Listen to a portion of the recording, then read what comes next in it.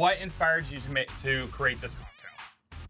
Honestly, this cocktail, I just like anything creamsicle flavored. From our menu, it would be called a dreamsicle. Okay. And so it's a creamsicle inspired cocktail. I juice my own tangerines and then also make my own vanilla syrup and then shake it into kind of a sour style of cocktail. All right. Couple of drinks. Yes. Cheers. Okay, that's delicious.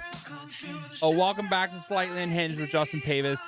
We are now sitting down. Welcome to the hot seat. Oh, here we You know, are. you made some fun cocktails, and now we're going to enjoy this bourbon cocktail, and we're going to chat a little bit more and play a fun little game and get to know Dillon a little bit more.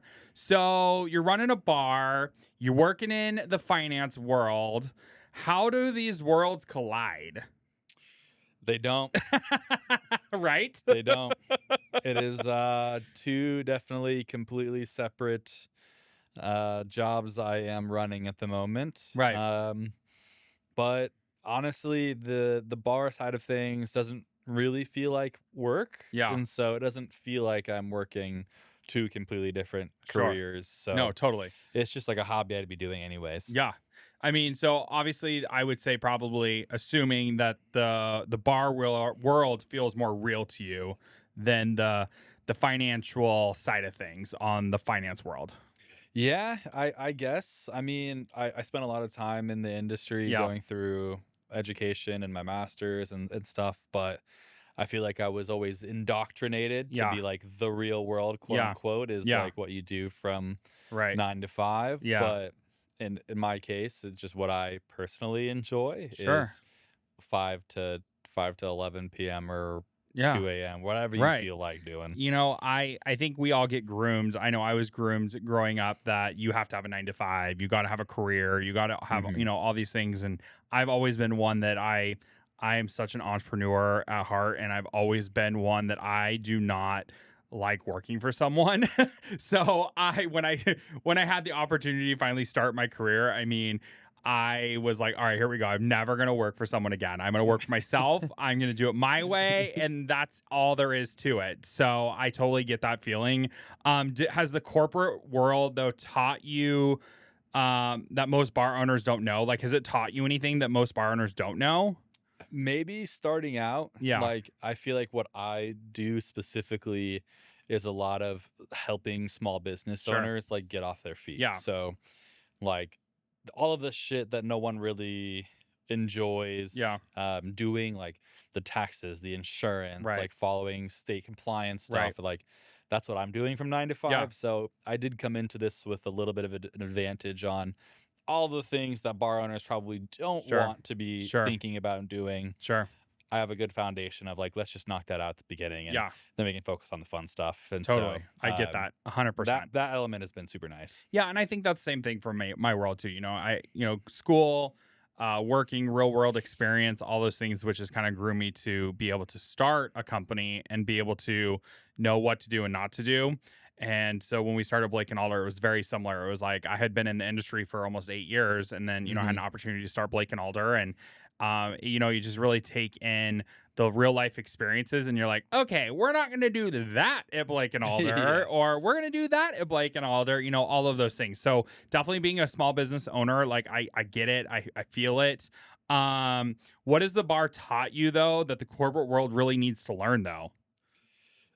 I think I even like teach this to my mentees. It's just like the genuine relationships, like authenticity, in my opinion, like being in a world where, you know, sales, I'm a sales rep at the end of the day, or a sales manager.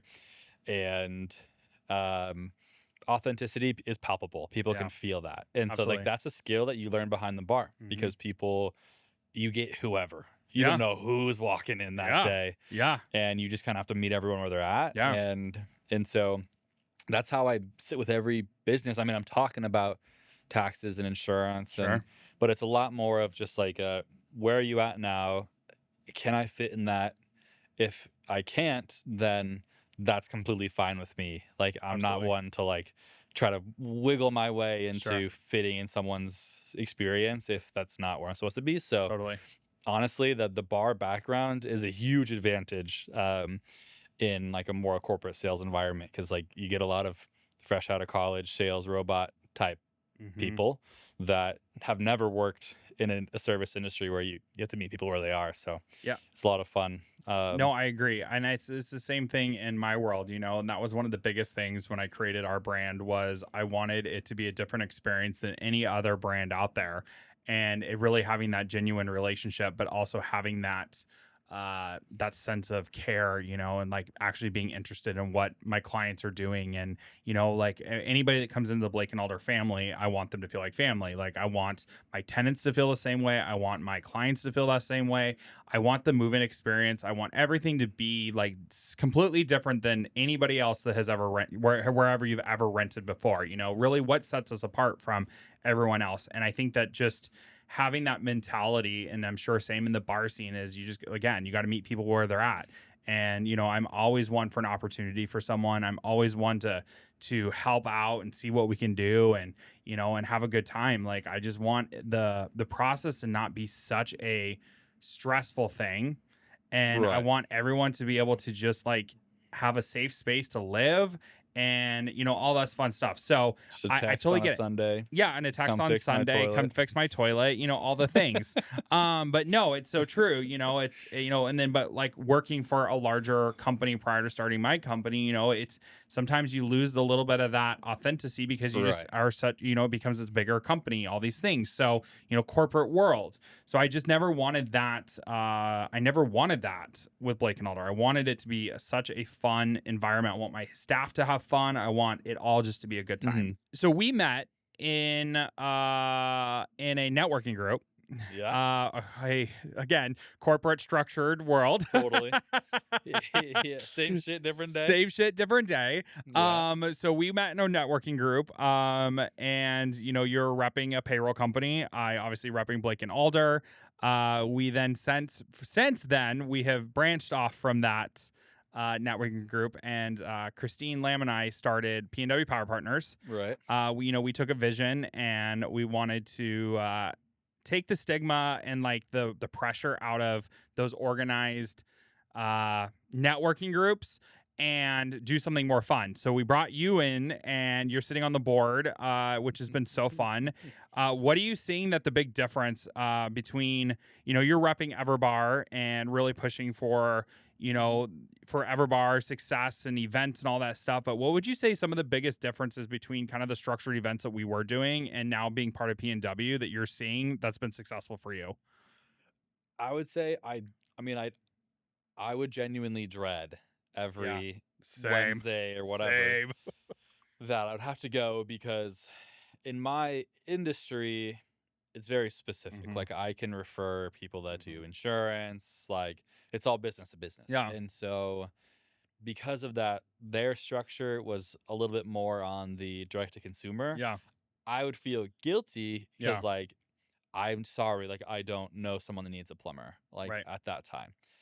I would still do my absolute best. I mean, like sometimes I'm meeting with a restaurant that does need a plumber. Great. Yeah. But like those, being able to do it like because I want to refer, because I trust these people, and it's like I'm doing it because I want to be part of this community, not because I have like someone looking down on me being like, did you do enough to be a part of this crew?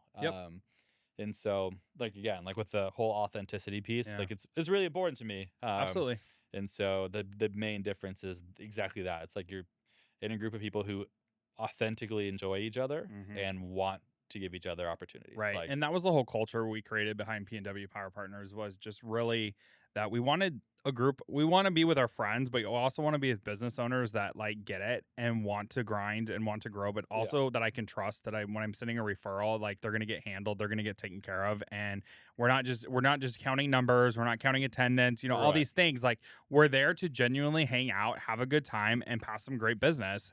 And that was really our big vision behind it. And so taking the transition from a really structured corporate style networking to more of a mom and pa, I would say, more of a local fun hangout, mom and pa, it's been so fun, and I'm super stoked to have you be a part of it. Our crew is so fun. We have a great time at our happy hours and our lunches. So EverBar is getting ready to do a grand opening. Yeah. Super stoked. What's the deets? What are we doing? Yeah, so primarily we are like a private event bar. Yeah. So weddings, corporate events, any kind of large party that needs like us to bring service to them. Sure. But for this, we are collaborating with a new venue that opened up similar. So for weddings and other big events called Revelry Park Avenue in downtown Portland. Love it. And so we're doing kind of like a combined launch event. Mainly it's really open to whoever would like to come, but it's definitely my brainchild. Yeah. And so it's very much like my aesthetic of like music, DJ. One of my tattoo artists is going to be there doing flash tattoos for guests. Food from like they own food court, now they do catering, and so very Portland culture. And so that's like the vibe of our business. It's like very P&W inspired. I wanted an event that just felt like what I would like the brand of our company to be. Yeah. And so it's our first big public event, and then we will just roll into private events until we have the time and capacity to do another public one. But I would love to generate kind of like a cult following of just totally. pop-ups around Portland. It's so Portland. That's how Portland is. Yeah. It's going to be so fun. I'm really excited. We'll have the link for everyone to follow for that event so they can RSVP. That's going to be a fun event. I know I'm excited to go. I know a lot of the crew from P&W Power Partners is going, and it's going to be a really fun event. And will you be making the cocktails? You'll be making the cocktails. Absolutely. All right. Yeah. So it's really... I'll be asking for my Figgy Smash or whatever the hell this was. Figgy Stardust. Figgy Stardust. Figgy Stardust. Yes. Oh, Figgy Smash. Figgy Stardust. I'll be like, I want that. I won't be asking for the walker. That'll be someone else asking for the walker, not me. Yeah. There's a little something for everybody. There's a little something for everybody. No, that's going to be a good time. I'm really stoked for you. Super excited to see EverBar become a staple in Portland. I'm sure it's gonna just take off and then make that your full-time gig. That would be fun. So you can be out there shaking it all around the Portland. Yeah, we can do a Justin Pavis bar / EverBar collab. We could do a collab. Don't get me started about me wanting to open a bar, because every time someone says open a bar, no one. I've said this, and I said this in a previous pod, that no one will ever expect what a Justin Pavis bar would be like. It would be an experience. So maybe one day, I always like to do a fun little rapid fire game with my guests, so people get to know you a little bit more, and it's always just a good time, and see where the conversation goes on it. But being in the bar life, what is your go-to drink after a long shift? Me? Yeah. Negroni. Yeah, I'm all for the classics. Yeah. I don't like sweet drinks like yourself. Not a big sweet drink. So just a traditional, spirit-forward, well-balanced cocktail. I love it. Mine is always it's one of two things. It's either a whiskey sour or it's a Teats and the Cyst. Yeah. That's it. I mean, like I said, for the walker, I'm either a walker or a Negroni guy. And I love that. If you notice the theme, it's because they both have gin in it. They both have gin in it. We love our old man I spirits. love that. What do you think is the most overrated cocktail?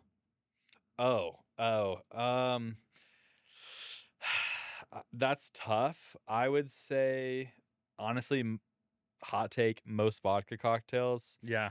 Like, come on. Like, you're creating a spirit. Like, I mean, the spirit is meant to be hidden. Yeah. Cocktails are meant to celebrate the spirit that's in it. And so, like, you're thinking like a lemon drop, a cosmopolitan, like espresso martini. Juice. No, okay. Espresso martinis are the exception because you want to taste. You want to taste the coffee. Yeah. Okay. And then, espresso martini, that's a base cocktail, right? You can mix that with rum. You can have that with whiskey. All right. But yeah, we'll go with the lemon drop. Lemon drop. Come on, that's the sugary sweet. That's like if you put vodka in a Capri Sun and put it in a martini glass. Like There it is. Come right on. there. You don't actually Capri Sun and vodka. You don't just like made cocktails no. if you're ordering a fucking lemon drop. That's true. That's true. Okay. I love that. One ingredient you absolutely hate in a cocktail. Oh, cucumber. Hot take. Oh, cucumber. I just hate cucumbers in general. That's okay. Well, yeah. I mean, cucumbers. Do I have any cocktails I have with a cucumber? I think there's like a margarita that they do with a cucumber or something. Cucumber margarita or something. Yeah, but I'm not the biggest tequila girl. Linen. So White linen is a classic cocktail. Yeah, it has cucumber or like smash. They do. It's like a gin smash with cucumber. Oh my gosh. All right. Okay. Boo, yeah. all of it. Boo. All of it. All right. Tastes like grass. It tastes like grass. Drunkest city you've ever experienced? Drunkest city? Yeah. Like that I have been the drunkest? Or however you want to take it. Whatever city you think's like the drunkest city or the drunkest city you've been in, however you want to float it. Yeah. I've lived in, I think, what people would generally expect the world's drunkest city to be, which is Dublin, Ireland. Yeah. Like, that is what you do. Like, you don't go to Dublin because it's beautiful. Yeah. Like, it's not a beautiful city.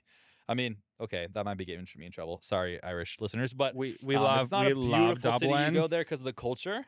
The culture is a blast. Everyone is very kind, and you just go to the pub. That is the lifestyle. Yeah. So it's true. Culturally, yes. New Orleans, for me personally, I've never been more intoxicated than I was in New Orleans. I mean, if I had to like just off the cusp, I would say Vegas for me. Like Vegas is just like you go to Vegas, you're going to get fucked up and gamble. I've never been, so. And that's about it. So I mean, there's nothing else to do there. I would imagine. I lived there for a hot minute, and literally your night out is we're going to the strip and we're walking around and we're gonna gamble and we're gonna drink. So that's the drunkest, or that was your drunkest? Where is yours? I mean, I would say probably.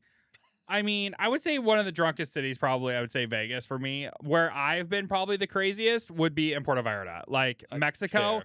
Oh my God. Girl, every time I go to Mexico, it is like, Justin has this thing. I don't know. Oh, this is a total tangent here. Justin has this thing where when he goes on vacation, it's like you go hard the first day because you're on vacation. And it's like tequila, tequila, tequila. And I don't drink a lot of tequila, but in Mexico, I drink tequila. And then it's like Pacifico. And you're sitting at the pool, and then you're faded by 9 o'clock, and then you're throwing up by 10. And then the next day, you're like, what the fuck happened last night? That's not Justin. That's Justine. That's Justine. That's Justine. That's Justine in Puerto Vallarta. Literally. So yeah, when I go to Puerto Vallarta, I always get. So I've tamed myself. I have learned over going. We go 2 to 3 times a year. We go, and I have learned. And Danny tells me every time he goes, now remember, we're here for 10 days. Yeah. Justine could come out on night 8. Right? Not we're night here 1. for 10 days. So it doesn't have to be day 1. Because pre-flight drinks, you're on vacation. You got to have a cocktail on the flight. Airport lounge. Come on. All the things. And then you get on the plane and you're sitting in first class or wherever, and they're like, you want a cocktail? Hell yeah. Get off the plane. The Uber driver picks you up. And my favorite thing about, have you been to Puerto Vallarta? Yeah. Okay, so one of my favorite things is when you get picked up by a taxi or an Uber driver or shuttle, whatever, they open up the cooler in the back of the car and they're like, what do you want? And I'm like, give me that beer. Let's go. Shamefully, I was raised in a cooler in the car family, and so you're like, that doesn't surprise me.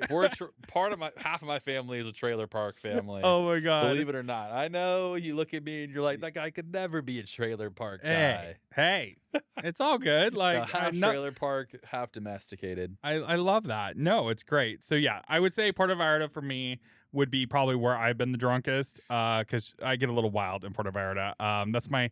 That's my time where I just, yeah. Anyways, back to the regular scheduled concept here. No, so late night food. Do you prefer classy or a little chaos? Late night food? Yeah, definitely not classy. Yeah, there's it's a means to an end. Yeah, like Taco Bell, right, or like a good kebab. Good kebab. Late night kebab is the way to go. Oh, okay. Do you have a favorite place that you get a late night kebab? I do. They are actually a new client of mine, so I guess shout out to them. Yes. Shawarma House, based in the Midtown Beer Garden. Love that place. I have had amazing food there. They have great food. That's amazing. So you live a little bit of a double life because you obviously bar owner, financial world. So I mean, should be pretty obvious, but you never know. Maybe you enjoy a business meeting or a bar rush. Whichever one pays me more. Right? Honestly, whichever one pays me more. I mean, I guess that makes sense too. I mean, I would be the same way. I'd be like, so how much is this one going to pay me today? And what is that one going to pay me today? Some business meetings are great. Some of them result in $0. Some bar rushes result in great money. Some of them just are painful and sad. So we don't like those ones. I love that. Are you a suit or an apron? When I'm just in general, what do you prefer? Oh, apron. Yeah, 100%. Because you're behind the bar, you're crafty, you're ready to go. No one wants to wear a suit. Yeah. I don't think I've actually ever seen you in a suit, but still. That's actually, I'm frequently criticized at work for being too informal, not wearing a suit. I'm the same one. Apron. That's hilarious. On vacation, are you a 9 a.m. coffee or a 9 a.m. cocktail? Coffee. Yeah. Oh, 100%. All right. Yeah. I'm the 9 a.m. cocktail. No. I like to say I travel. I don't vacation. Yeah. And so I like to be on go when I'm traveling. Yeah. And so if you have my 9 a.m. cocktail, I'm napping by 11:30, and we just no thanks. Oh my God, that's amazing. All right, so a little bit more on the personal side of things. What's the biggest flex right now? Biggest flex? Yeah, for you. I don't know if I'm flexing too hard lately. It's been a struggle, honestly. I don't have anything that I'm like, yeah, You started EverBar. That's a flex. I started EverBar. Yes. Working 7:30 to 11:30 p.m. Hey, I don't know. That's a flex. The grind is real. That is a flex. You got to grind. Capitalist America. I mean, I'm living the dream. We're living the dream. I think it's like the 250th anniversary of the world right now. So we're living our dream. I will say, I guess biggest flex was like, it took us 2 weeks to double our investment in the business. That's amazing. Like, we opened up. We had one event that got us exposure, and we've already booked enough this summer to pay us back and then double it. That's amazing. I'll take that. And that's a flex. That's great. That's all I can handle at the moment. No. Spend the winter, winter prepping for even bigger next summer. So something people assume about you that's wrong. I would say because on the outwardly, I'm like a humor-based individual. Yeah. I like to joke around. Sure. But honestly, I'm a pretty serious person. Like, if you get close to me and are good friends, and so I really care about my friends, and so I do everything possible to take care of them. I love that. But I think, I guess on the service level, I just goof around and have fun and try to keep everybody happy. So. I think I'm the same way though too. Like I come across like as a dorky, funny, whatever. Like I try to have humor, but at the end of the day, like I'm a pretty damn serious guy, and I'm like, and I'm also a straight shooter. Like I'm the most like you weren't here. What? Oh fuck you. Like whatever it is. Like I'm just such a straight shooter with stuff, and but I also feel like if you're just genuine that way, even with running a business, like just like boom, boom, boom, then we're all on the same page. There's never any questions, and it's just all the right stuff. So I totally get that too. That's good. I think people afraid of conflict. No, and I hate conflict. Oh my God. You want to see me sweat? I have this terrible little giggle that I do when I'm nervous. And I literally will just start this little giggle, and everybody will always every time they're like, he's nervous. He doesn't like confrontation. He's not gonna know what to do. Here we go. So rumor on the street, but / real life, you're getting married soon. Yeah, not a rumor. Yes, we're progressive. I got the ring on it already. I love it. I felt it was strange that she would have to wear a ring for the 2 years we were engaged, and then I just get to grow. You guys have been together a minute though, right? Almost a decade. Yeah, since we were just little kids. Did you guys meet in high school or college? Yeah, high school. So we started dating our senior year of high school. That's amazing. We met we went to a big high school, so we met late junior year of high school. That's amazing. Yeah. And so you guys are getting married. Where are you guys getting married? Here in Portland. Love it. We're getting married. It's called the Evergreen. Okay. It's a venue above Loyal Legion in Southeast Portland. It's amazing. Yeah, we wanted a very like culturally Portland wedding because we love it. We love it here. So we wanted. I got married in Portland. Love it. It's a great spot to do it. Congrats on the marriage coming up. I mean, you guys got a lot going on. You know, EverBar, grand opening, wedding. All the things. So 2026 is your year, is what we're saying. Hopefully, it's gonna be the year.